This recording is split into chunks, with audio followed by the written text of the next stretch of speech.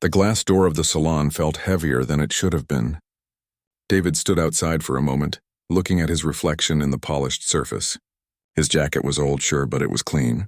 His jeans had seen better days, but they weren't torn. Still, something in his gut told him this might not go well. He pushed the door open anyway.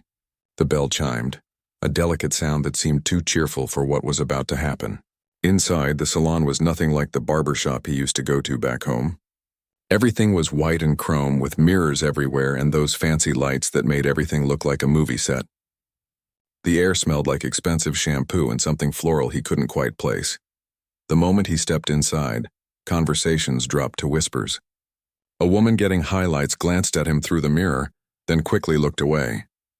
A man waiting near the window shifted in his seat, pulling his designer bag a little closer. David had seen these looks before. He'd gotten used to them over the past few months, though they still stung each time. Behind the reception desk, a young woman in a crisp black uniform looked up from her computer. Her smile was bright and welcoming, the kind they probably practiced in training. But when her eyes met his, something changed. The smile didn't disappear exactly, but it became different. Tighter.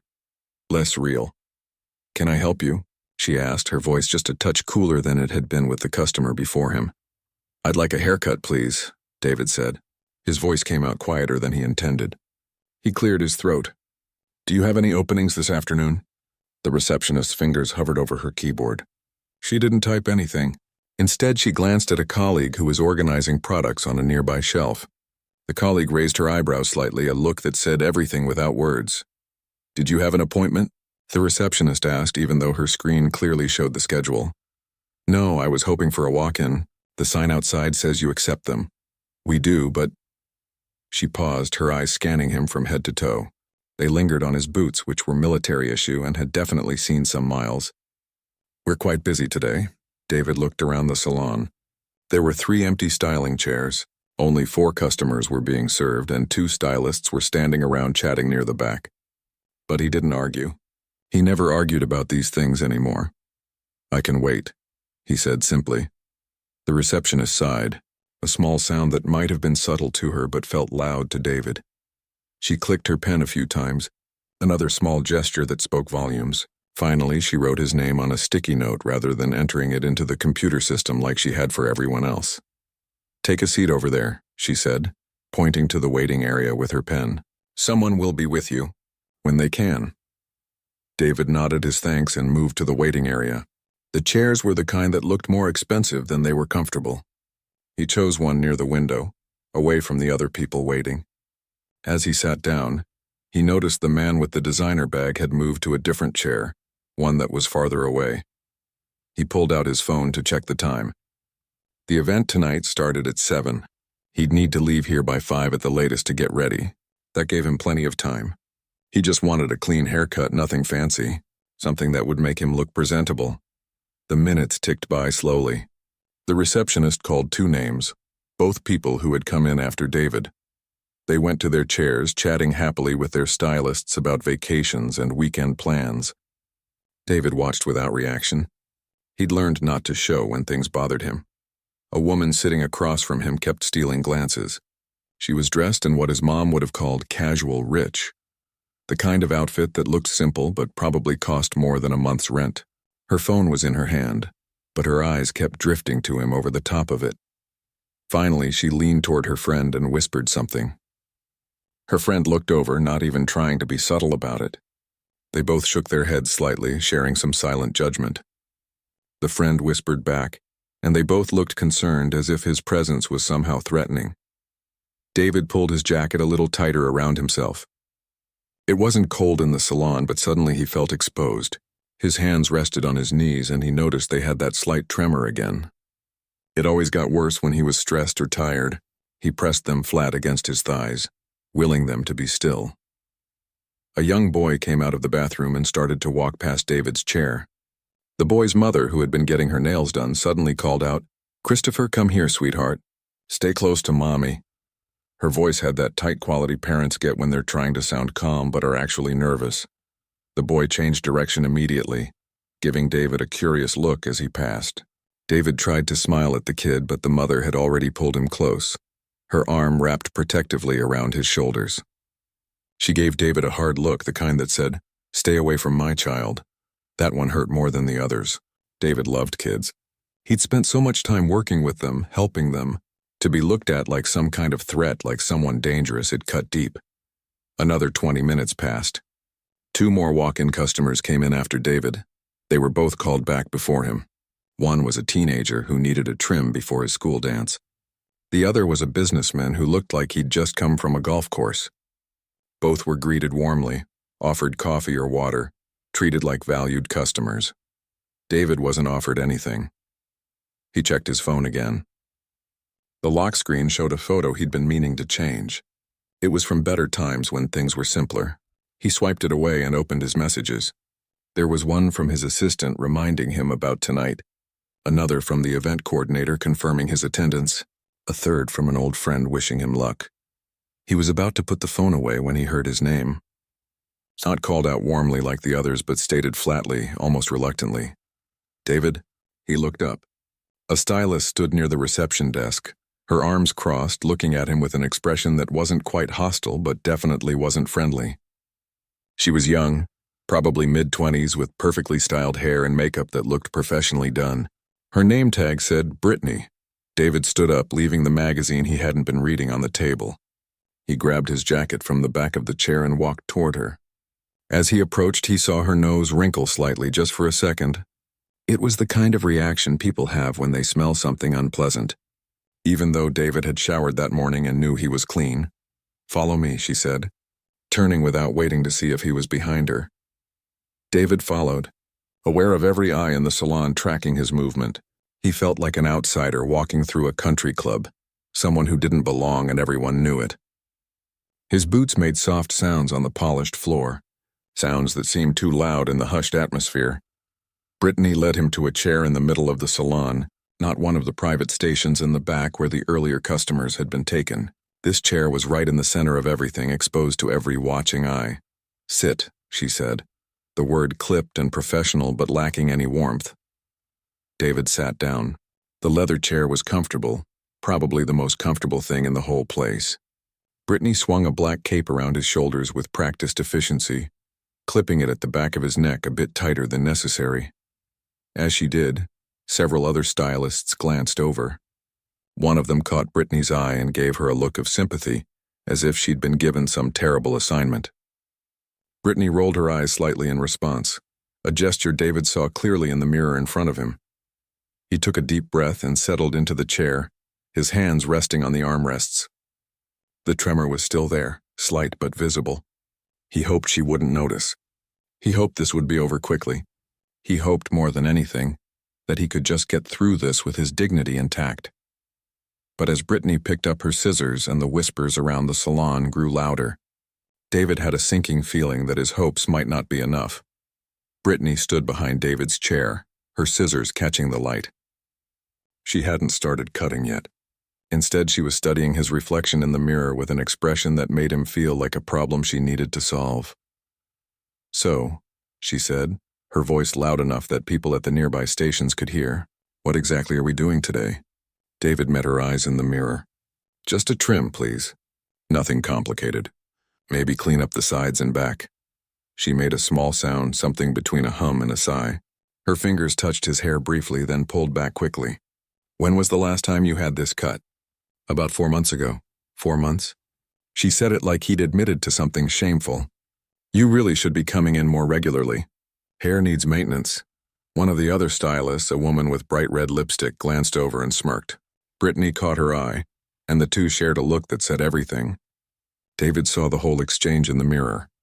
"I've been away," David said quietly. "Working." "Mm-hmm."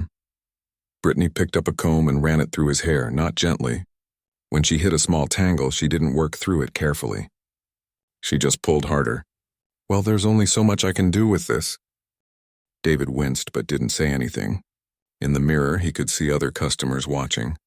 Some tried to be subtle about it, pretending to look at their phones while their eyes flicked toward him.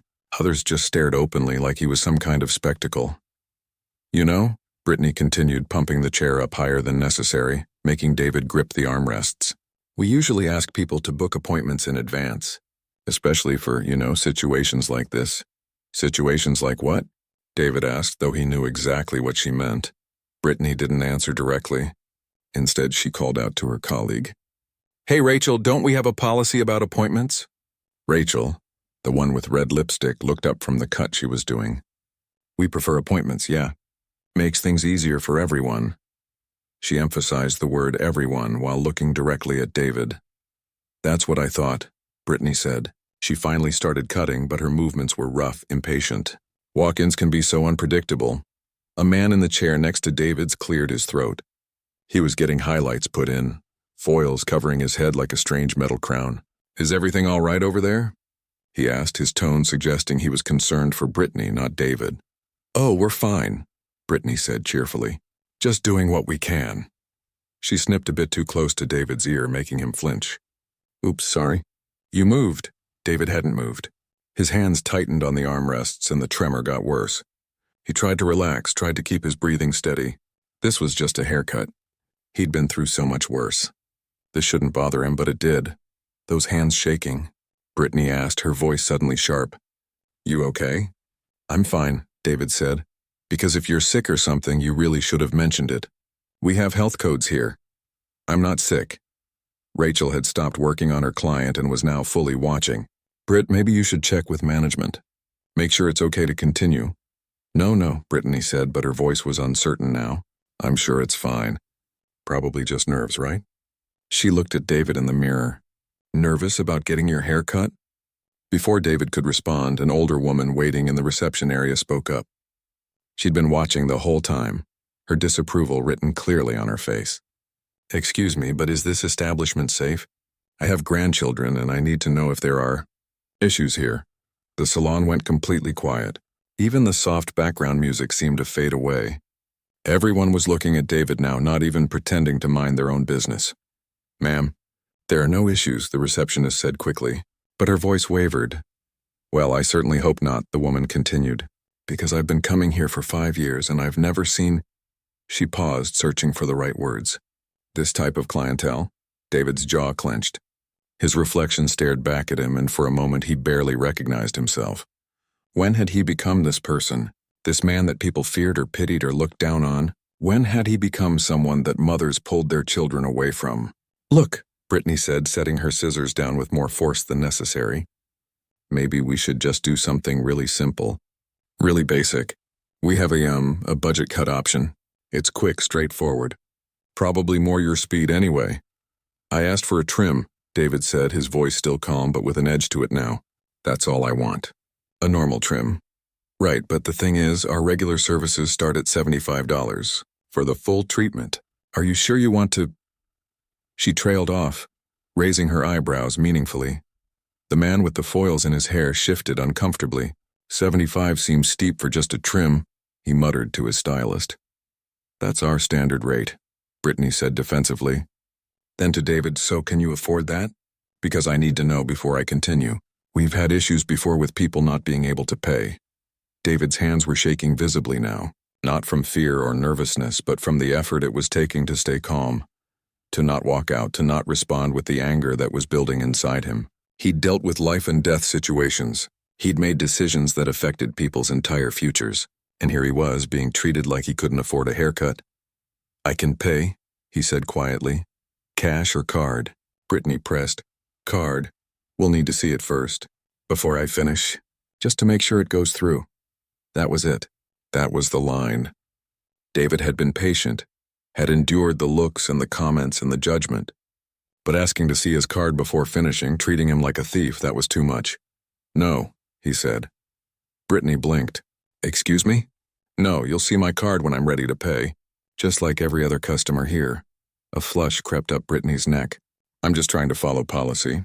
Really? David looked around the salon in the mirror. Did you ask him for his card early? He nodded toward the man with foils. Or her. He gestured to a woman getting a blow-dry. Or any of them? Brittany's mouth opened and closed. Rachel had stopped pretending to work and was watching with wide eyes. The receptionist had picked up the phone, probably calling for backup. That's different, Brittany finally said. How is it different? It just is.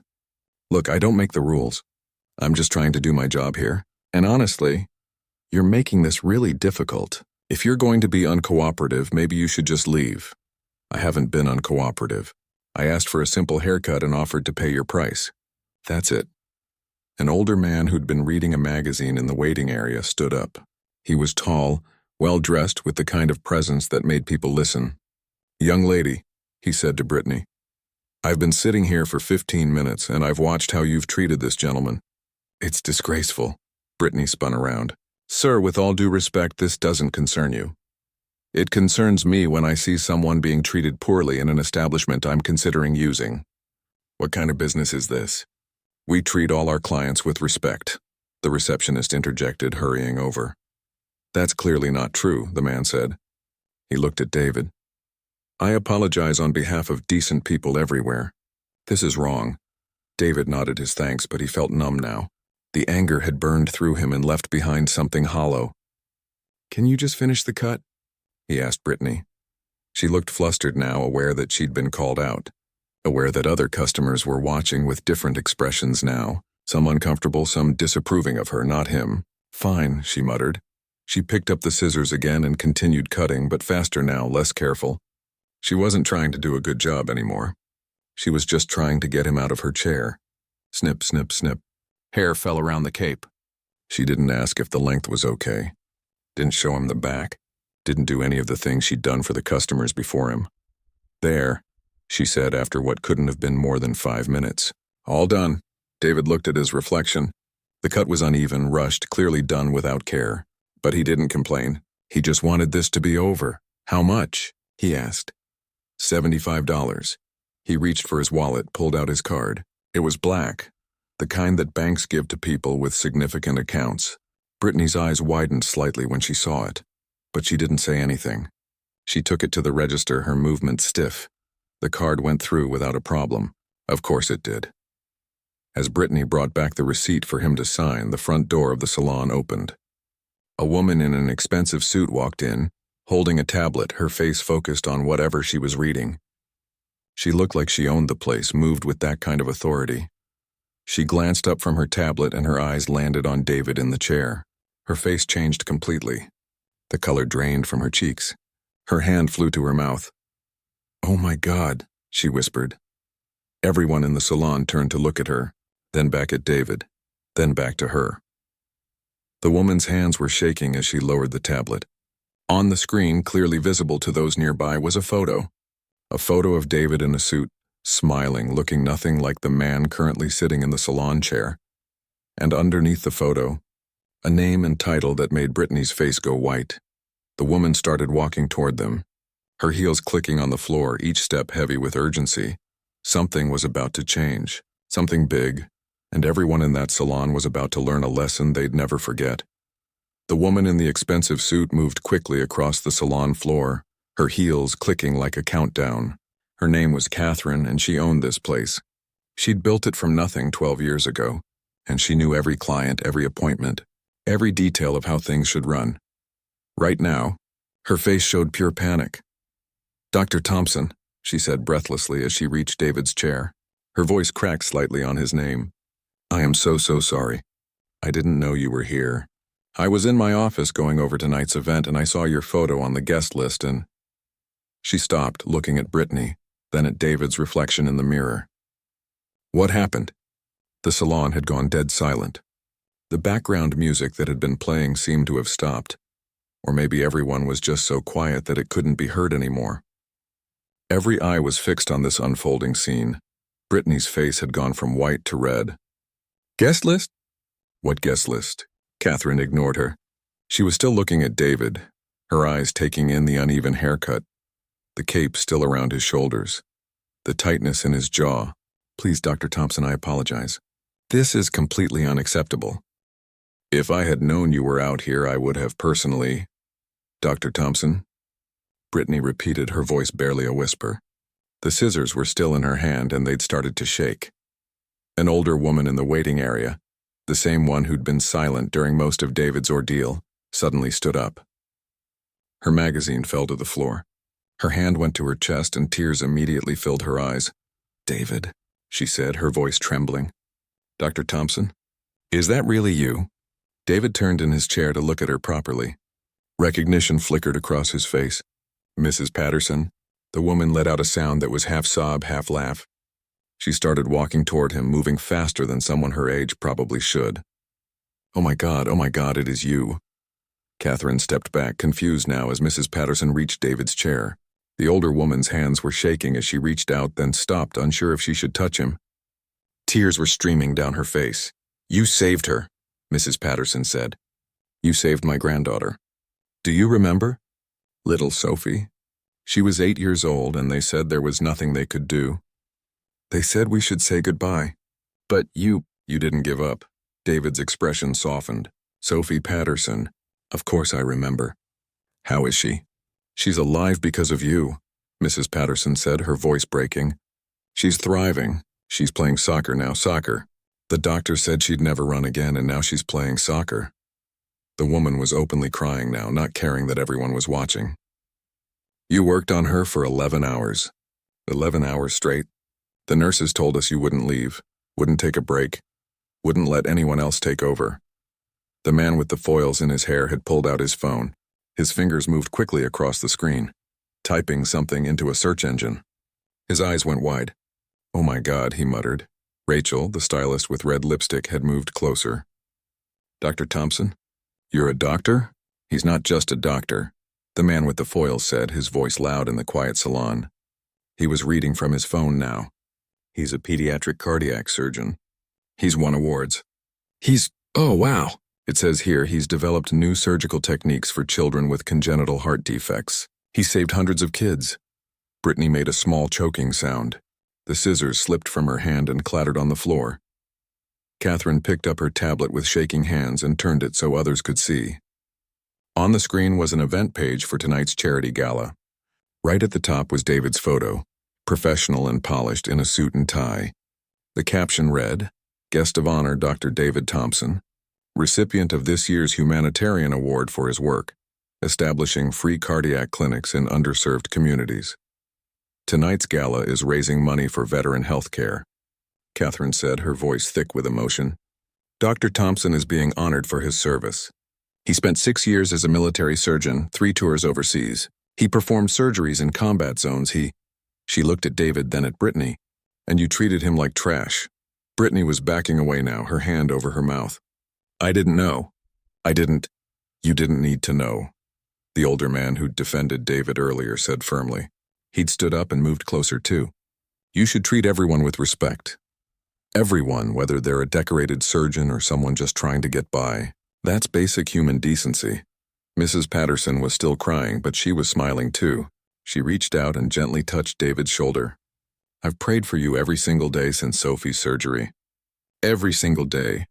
I've thanked God for putting you in our path. And this is how you're treated?" In a place like this, more phones were coming out now. People were searching, reading, their faces changing as they discovered who David really was. The receptionist had tears running down her face, her hand pressed against her mouth. She was the one who'd been cold to him when he first walked in, who'd made him wait while others who came after him were served first. "There's a whole article here about him," a woman getting a blow-dry said, reading from her phone. "It says he volunteers at free clinics twice a week, that he treats children whose families can't afford care, that he's never turned away a patient because of their ability to pay. He's nominated for Surgeon of the Year," someone else added. "Look at this video," another customer said, turning her phone to show the person next to her. "It's from a news story. Parents talking about how he saved their children. They're calling him a miracle worker." David sat very still through all of this. His hands, which had been trembling before, were steady now. His face showed no triumph, no satisfaction at watching these people realize their mistake. If anything, he looked tired, sad even. Catherine was shaking her head, tears on her own cheeks now. "Dr. Thompson, please let me fix this. Your haircut, I'll have our best stylist redo it properly. And everything is complimentary, of course." "Well, that's not the point," David said quietly. He looked at her, then at Brittany, then at all the watching faces. "The money doesn't matter. The haircut doesn't matter. What matters is that you all looked at me and made a decision about who I was based on nothing, based on my clothes, based on my appearance." Brittany had sunk into a nearby chair. She looked like she might be sick. "You saw someone you thought was beneath you. David continued, his voice still calm but carrying to every corner of the salon. And you treated me accordingly, but here's the thing. Even if I wasn't a doctor, even if I didn't have awards or recognition, even if I was just a regular person having a hard time, I would still deserve to be treated with dignity. Everyone does, Mrs. Patterson nodded emphatically. He's right. He's absolutely right. Those hands you commented on? David held them up. They were steady now, but everyone could see the slight scarring on his fingers. Nerve damage from an explosion overseas. I was trying to save a young soldier's life in the middle of a firefight. The tremor comes and goes. It's worse when I'm stressed. He looked directly at Brittany. Like when someone's treating me like I don't belong. Brittany let out a sob. I'm so sorry. I'm so sorry. I had clients complain, the receptionist said suddenly, her voice breaking. When you came in, a couple of regulars said they didn't feel comfortable. I should have defended you. I should have told them that was wrong. But I didn't. I made you wait. I made you feel unwelcome in my salon, she corrected herself. In this salon? Catherine looked at her receptionist, then at Brittany. Her jaw was tight. Both of you, my office. Now. Catherine, please, Brittany started. Now, Catherine said firmly. Then she turned back to David. Dr. Thompson, I don't even know where to begin to apologize. This salon has zero tolerance for discrimination. What happened here today goes against everything I believe in. Everything this business is supposed to stand for. David stood up, removing the cape himself. His haircut was still uneven, still obviously done without care. He looked at his reflection one more time, then looked at Catherine. What are you going to do about it? It was a simple question, but it hung in the air like a challenge. Everyone waited for her answer. Catherine took a deep breath. Brittany is fired, effective immediately. The receptionist will be placed on suspension pending a full review. And I'm going to implement mandatory training for every single person who works here. Sensitivity training, bias training, everything, she paused. But that's just the start. What happened here today, it's a symptom of a bigger problem, and I need to fix it. Fired? Brittany looked up, her face pale. Catherine, please. I made a mistake. I'm sorry. I have rent to pay, I have bills. You had a customer in your chair who deserved respect and you humiliated him, Catherine said, her voice hard. In front of everyone. You questioned whether he could pay. You gave him a bad haircut on purpose. You made him feel less than human. That's not a mistake, Brittany. That's a choice. The salon was so quiet you could hear people breathing. David watched this all unfold, his expression unreadable. Mrs. Patterson touched his arm gently. Sophie would love to see you again, she said softly. Would you visit sometime? She talks about you all the time. She calls you her hero. David smiled for the first time since entering the salon. It transformed his whole face. I'd love that, he said. Tell her I'd be honored. The older man who'd defended David approached. Sir, I just want to shake your hand. Thank you for your service. Both in the military and in medicine, David shook his hand. Thank you for speaking up. That took courage. It was the least I could do, the man said. I'm ashamed it took me so long. More people were approaching now, wanting to apologize, to thank him, to somehow make up for what they'd witnessed and not stopped soon enough. David handled each interaction with grace, but anyone paying attention could see the exhaustion in his eyes. Catherine was on her phone now, making calls, her voice urgent and low. Through the open door of her office, Brittany could be seen collecting her things, still crying. And David stood in the middle of it all, the man everyone had judged, the man everyone had underestimated, the man who had just taught an entire salon a lesson they would never forget. But the question remained, would they really learn from it? Or would this moment fade like so many others, leaving everything unchanged? The answer would come soon enough. David walked toward the door, ready to leave the salon and put this whole experience behind him. His haircut was still a mess, but he figured he'd find another place to fix it before tonight's event. Maybe somewhere quieter, somewhere he could just be another customer. Dr. Thompson, wait, please. It was Brittany's voice. She'd come out of Catherine's office, her eyes red and swollen from crying. She was holding her purse in a box with her personal belongings, the universal sign of someone who'd just lost their job. David stopped but didn't turn around immediately. Several people in the salon shifted uncomfortably. Mrs. Patterson moved closer to David, protective. I don't expect you to forgive me, Brittany said, her voice shaking. I don't even know if I can forgive myself. But I need you to know something. She took a shaky breath. I have a little brother, Danny. He's 9 years old and he has a heart condition. We've been on waiting lists for specialists for months. My mom works 2 jobs to try to cover his medical bills and Her voice broke. I took this job at an expensive salon because it pays better. Because Danny needs care we can barely afford. The irony wasn't lost on anyone in the room. Here was a woman who judged David based on his appearance, who'd treated him like he couldn't afford basic services, and she was struggling herself. She was one medical emergency away from being on the other side of that judgment. And the worst part, Brittany continued, wiping tears from her face, is that I became exactly the kind of person I hate. When we take Danny to appointments, I see how some people look at us, like we don't belong there, like we're wasting their time because we can't pay up front. And today I did that to you. I became the person who's made my family feel small. David finally turned around. His expression was hard to read. I'm not telling you this to excuse what I did, Brittany said quickly. There is no excuse. I want you to understand that I'm ashamed, truly ashamed, and I'm going to be better. I have to be better. For Danny, for myself. Catherine had come out of her office too.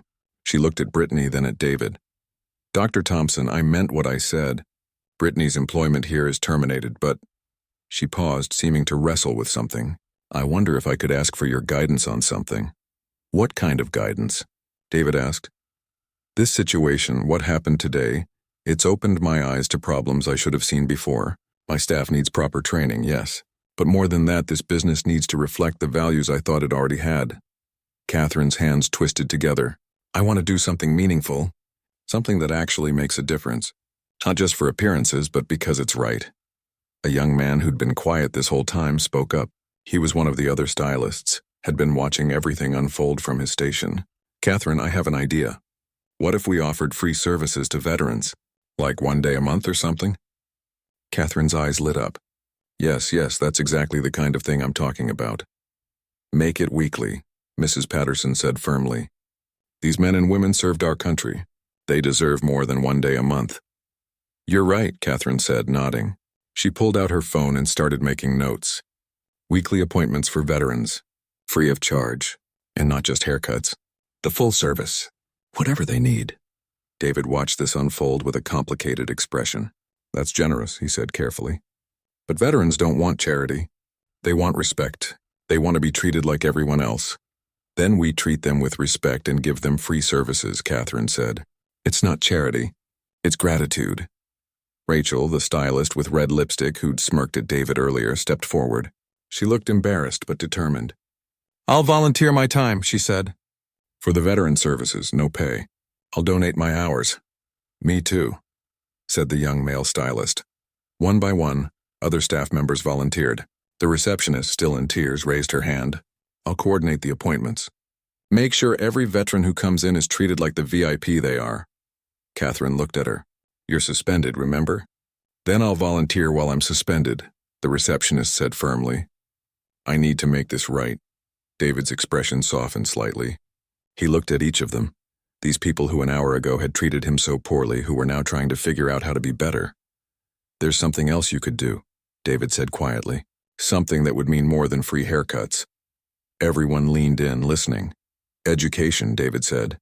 Partner with organizations that help veterans transition back to civilian life. Hire veterans, train them, give them real opportunities, not just handouts. And most importantly, teach your staff, teach your clients that you can't judge someone's worth by how they look. We'll do all of it, Catherine said immediately. I'll reach out to veteran organizations this week. We'll set up a training program. She looked at her staff.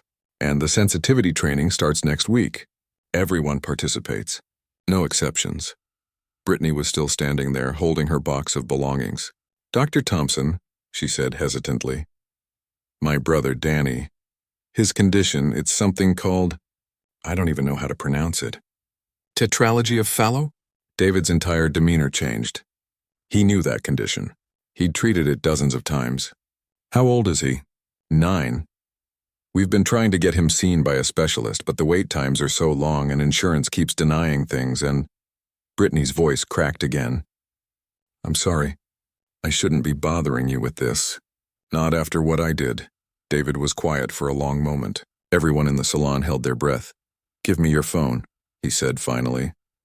Brittany fumbled with her box, nearly dropping it as she pulled out her phone. David took it and typed something in. "That's my office number. Call Monday morning. Ask for Linda, she's my assistant. Tell her I said to put Danny on my schedule for this week. We'll get him evaluated and figure out what he needs." Brittany stared at the phone, then at David.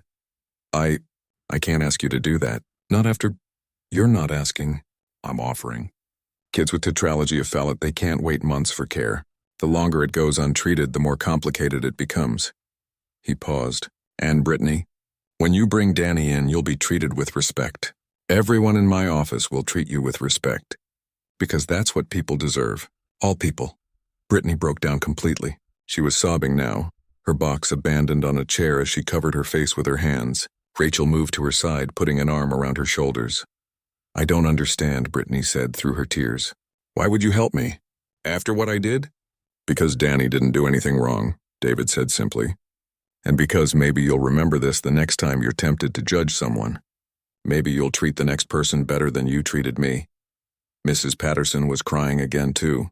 "You're a good man, Dr. Thompson. A truly good man." The man who'd defended David earlier stepped forward. "Doctor, I own a marketing firm. I'd like to help get the word out about this salon's new veteran program. Pro bono. It's the least I can do." "I work in media," a woman by the window said. "I can help with that, too. This is a story that needs to be told. Not to make anyone look good, but to remind people about treating others with dignity." David held up his hand. "I appreciate all of this, I really do. But I don't want this to become about me. If you're going to change, change because it's right. Not because of who I am or what I do." "It's both," Catherine said firmly. "We're changing because it's right. But we needed you to show us why it matters." She looked around the salon. "What happened here today, it's inexcusable. But if we can learn from it, if we can actually become better because of it, then maybe some good can come from something terrible." The salon door opened, and a young couple walked in, looking nervous. They were clearly not wealthy. The man wore work boots covered in paint, and the woman's jacket had seen better days. They approached the reception desk hesitantly. Everyone in the salon watched to see what would happen. The receptionist stood up immediately. Her eyes were still red from crying, but her smile was genuine and warm. "Welcome," she said. "How can we help you today?" "We were hoping to get haircuts," the woman said. "For our wedding next week? We called some places, but they were too expensive, and someone said maybe you do walk-ins." The receptionist's voice didn't waver. "We do walk-ins. And you know what? Wedding haircuts are special. Let me see what we can do for you." She looked at Catherine, who nodded. "Those haircuts are on the house," Catherine said, coming over. "Wedding gift from us, congratulations." The couple looked stunned. "Really, are you sure?" "We're sure," Catherine said. She looked at David, who gave her a small nod of approval. Rachel stepped forward. "I'll take care of the bride," she said. "Let's make you look beautiful for your big day." The young male stylist moved forward too. "And I've got the groom. Let's do this." As the couple was led to chairs treated with warmth and respect, David saw something shift in the room. It was subtle but real. These people were learning, actually learning. He picked up his jacket from where he'd left it. "Dr. Thompson," Catherine said, "your hair.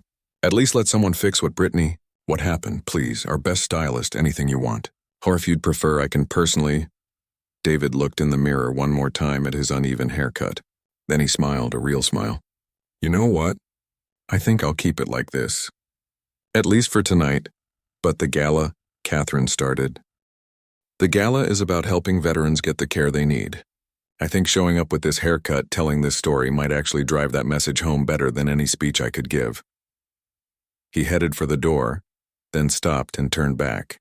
"Besides, it's a good reminder, for me and for everyone else, that what matters isn't how we look on the outside. It's who we are and how we treat people." As David walked out of the salon, every person inside watched him go.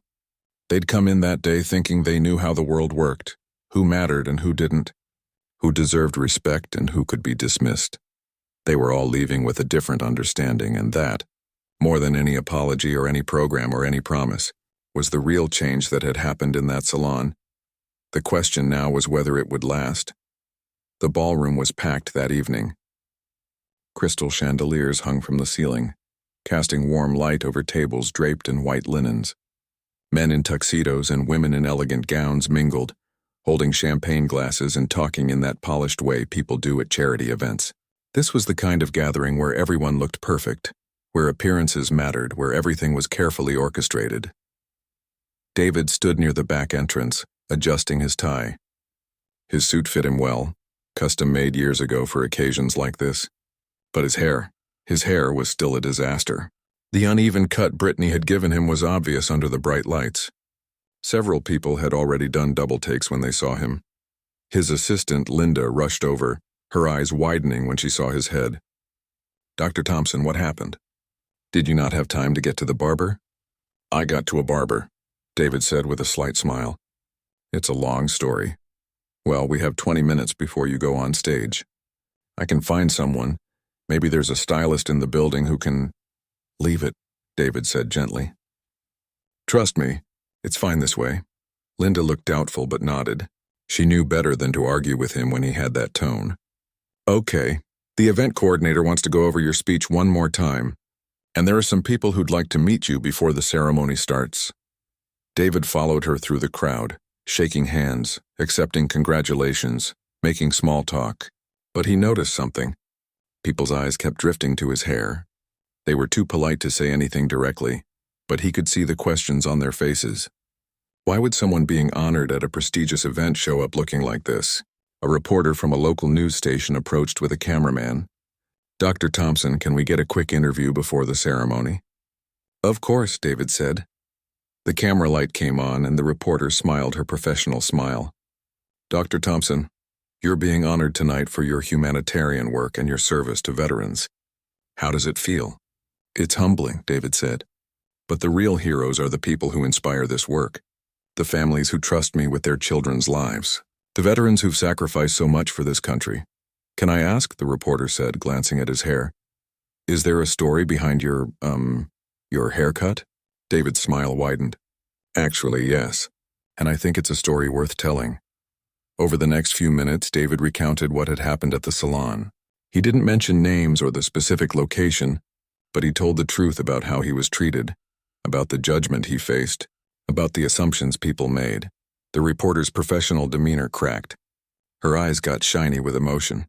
"And you kept the haircut? Why?" "Because I wanted to remember," David said simply. "And I wanted everyone here tonight to remember too. We're raising money for veteran health care, for programs that serve people who often get overlooked or judged or dismissed. If I showed up here looking perfect, gave a perfect speech and everyone went home feeling good about themselves, what would really change? But if I show up like this and tell people what happened, maybe it starts a real conversation." The camera was still rolling. The reporter seemed to have forgotten they were doing a quick interview. "That's incredibly powerful," she said. "The woman who cut my hair," David continued, "she lost her job. But I don't want this to be a story about punishment. I want it to be about understanding. She has a little brother with a heart condition. She's struggling to help her family afford his care, and in her stress and exhaustion, she did to me what's probably been done to her family. She judged someone based on how they looked." "Are you saying you forgive her?" "I'm saying we all need to do better, all of us. And sometimes it takes a moment like this to wake us up."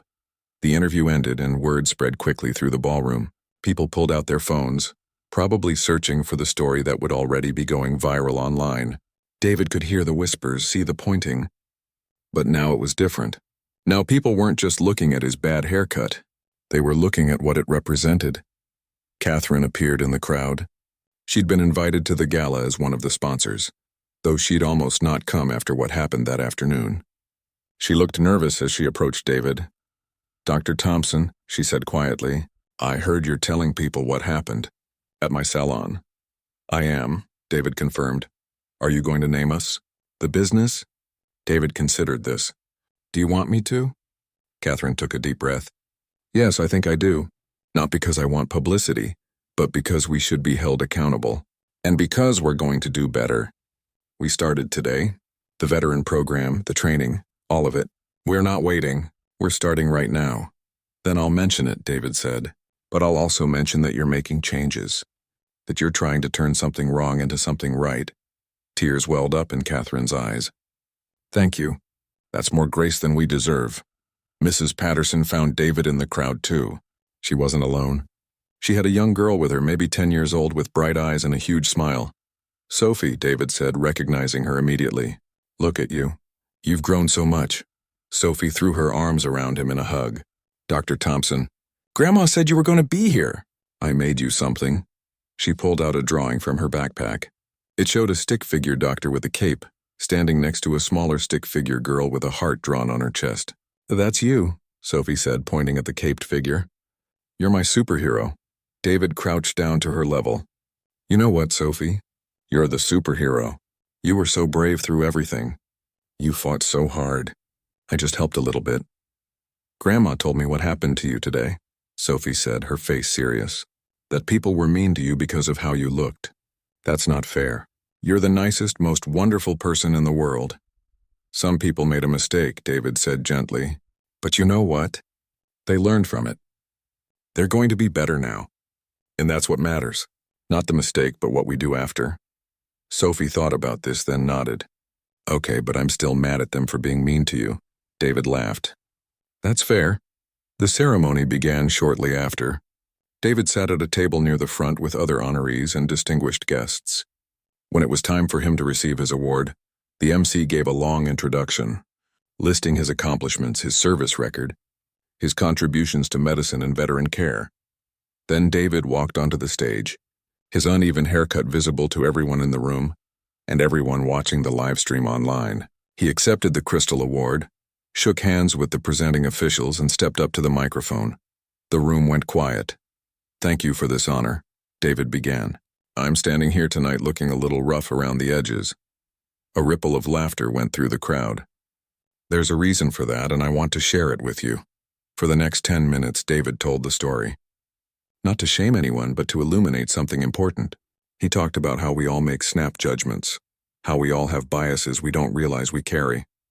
He talked about how veterans often become invisible in their own communities, how people struggling with illness or poverty get treated as less than human. The woman who cut my hair today, David said. She's not a bad person. She's someone dealing with her own struggles, her own fears, her own pressures. And in a moment of stress, she treated me the way she probably fears being treated. We all do this. We all have moments where we fail to see the humanity in someone else. He held up the award. This honor isn't just mine.